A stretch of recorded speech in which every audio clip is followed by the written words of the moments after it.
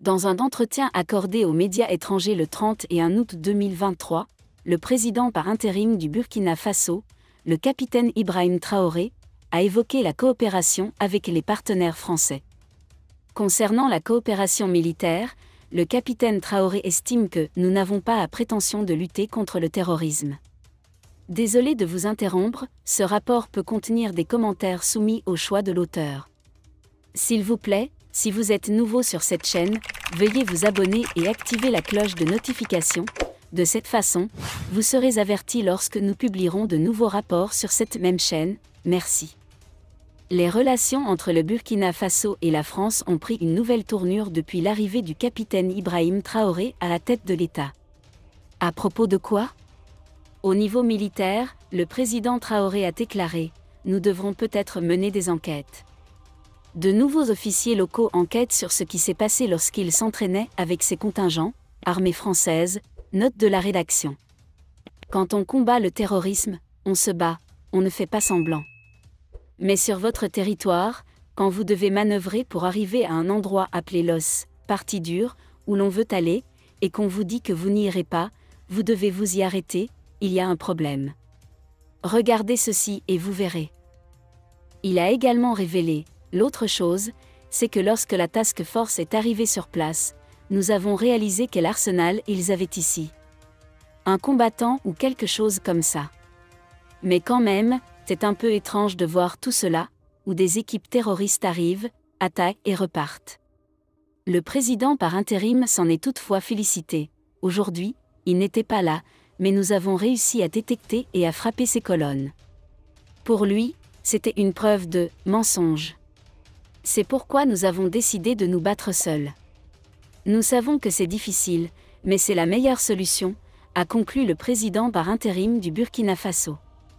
Les troupes françaises stationnées au Niger s'apprêtent à retirer une partie de leurs effectifs et équipements actuellement inutilisés en attendant une décision de l'Élysée sur leur avenir, leur coopération avec l'armée nigérienne étant suspendue depuis le coup d'État qui a pris le pouvoir, mais pas Paris. À voir.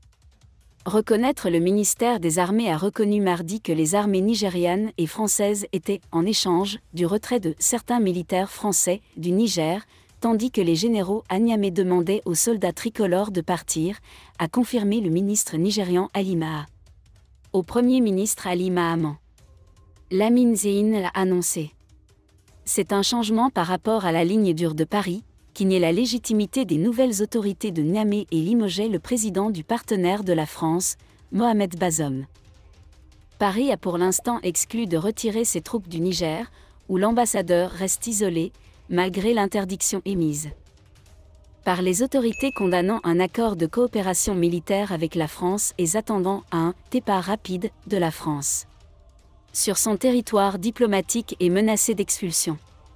Mais le réalisme semble s'imposer dans l'armée, les opérations sont effectivement au point mort depuis que des généraux ont pris le pouvoir en juillet, hostiles au maintien des 1500 soldats et aviateurs français stationnés dans le pays. Des drones, des avions de combat et des hélicoptères étaient stationnés sur la base aérienne prévue à Niamey, tandis que l'infanterie et les véhicules blindés stationnés dans les bases avancées de Walam et d'Ayoglu, qui devraient normalement soutenir les opérations anti-djihadistes au Niger, étaient absents. Atterrir.